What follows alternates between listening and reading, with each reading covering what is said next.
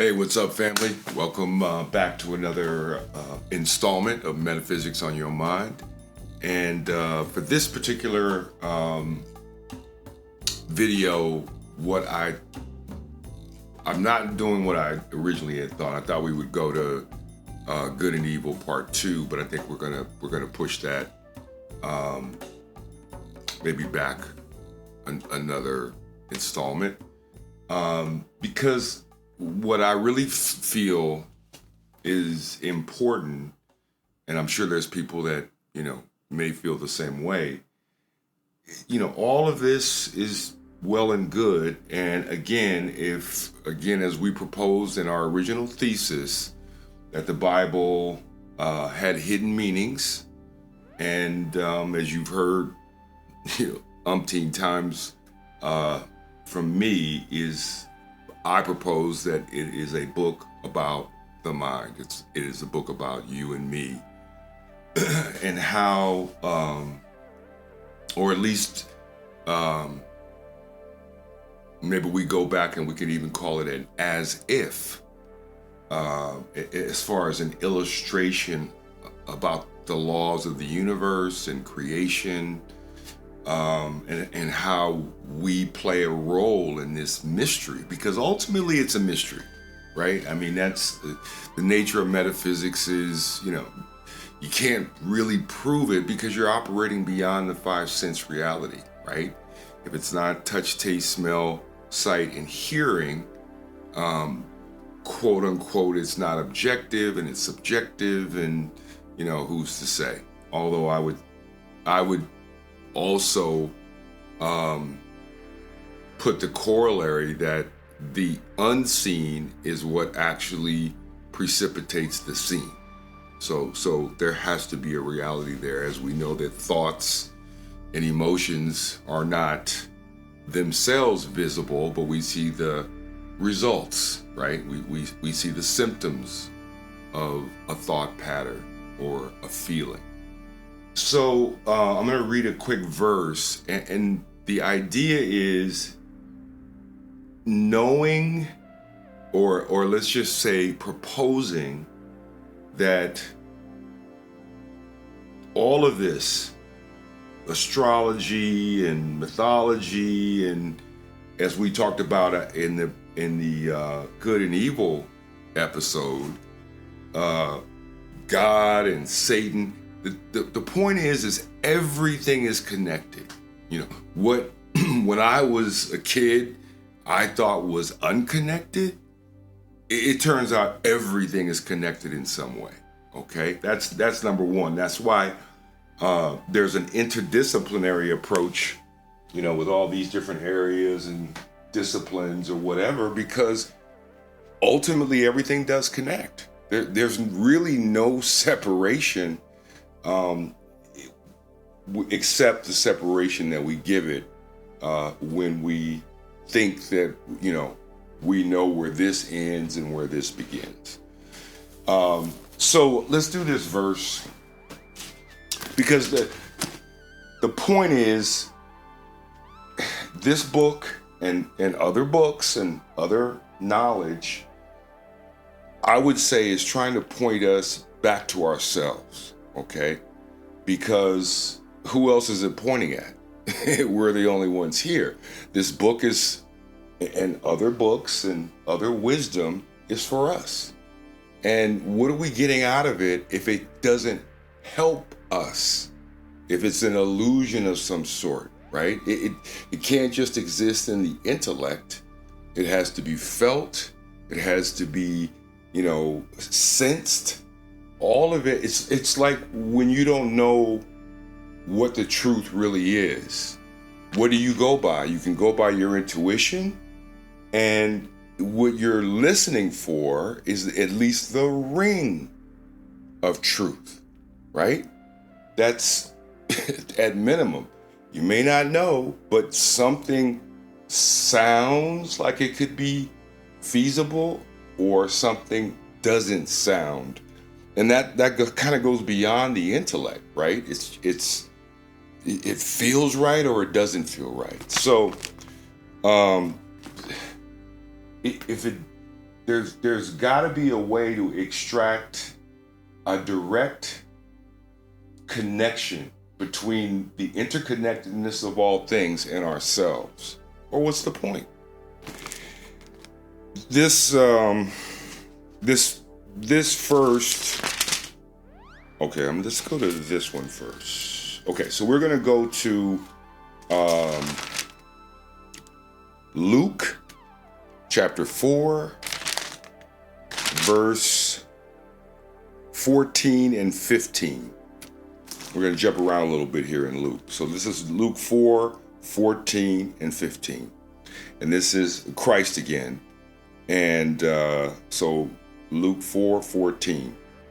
And Jesus returned in the power of the Spirit into Galilee. And there went out a fame of him through all the region round about. And he taught in their synagogues, being glorified of all.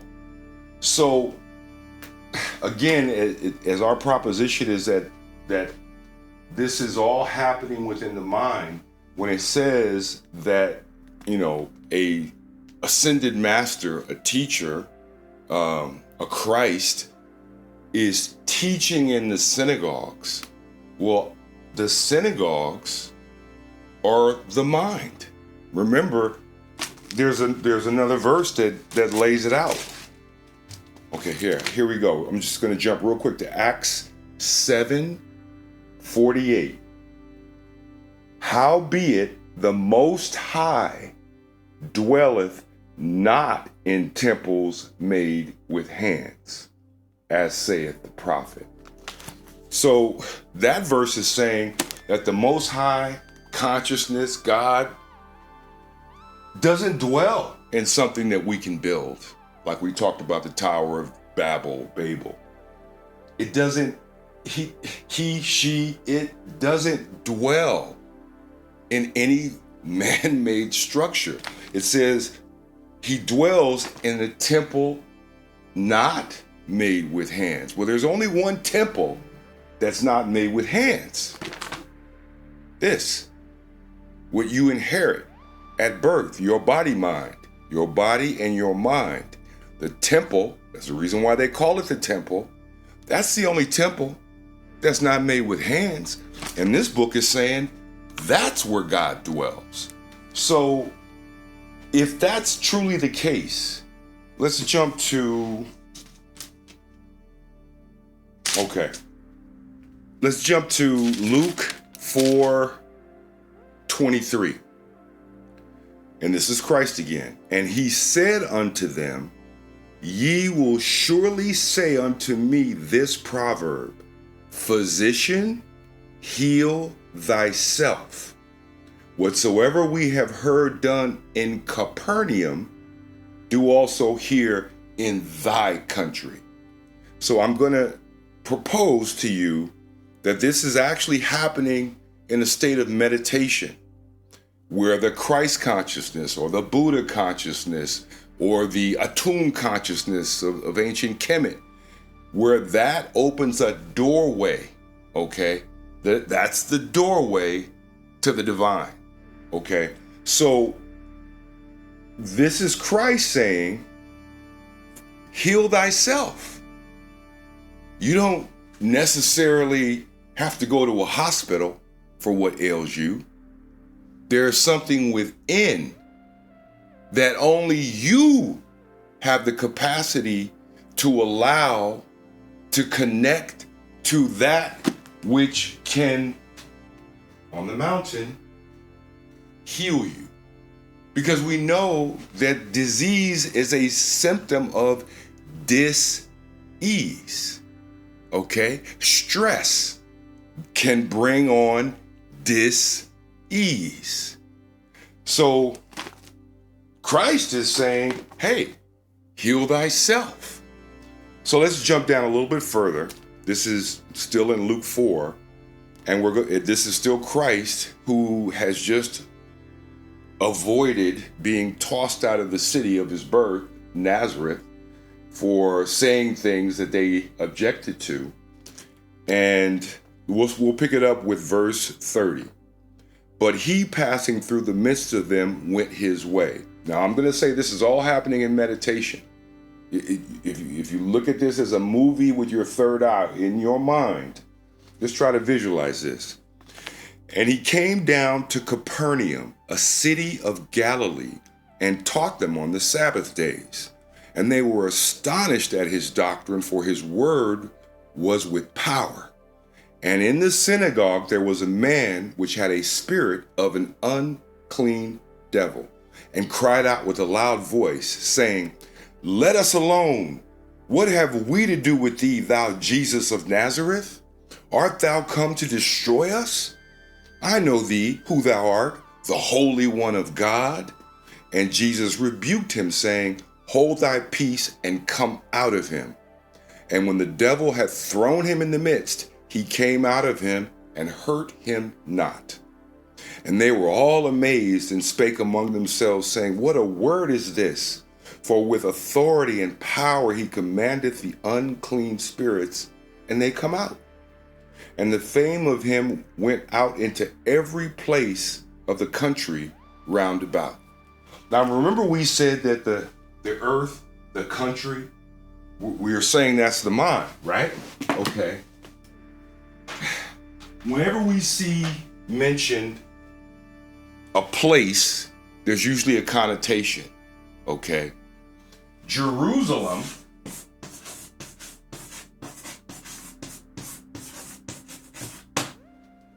means city of peace, okay? City of peace. I'm proposing, and I'm not the first to propose this, this is just what I'm conveying. This is the mind at peace. Babylon, and these are symbols that are used in these stories. Babylon, we know what the capital of Babylon in the book is. We just went through it. Babel, which means confusion.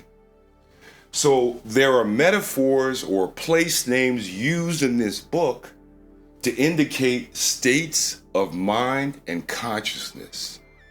So the holy city Jerusalem, city of peace. Babylon, confusion.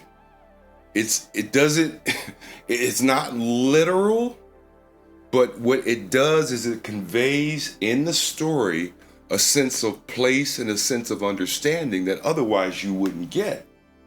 But again, this is about, and we're going to have another episode on this, is what did the Christ mean saying, physician, heal thyself? Which is basically saying we all have the capacity. It's not just the physician. We have the capacity as to be physicians to ourselves. That's what I'm going to propose, is what meditation's all about. That's where you become the physician. That's where you allow yourself to go into a place where you can be healed. But it has to be your choice. That's why the Christ says, heal thyself. Because no one else can do it for you if you're unwilling. Thank you, and we'll come back to this in the next installment.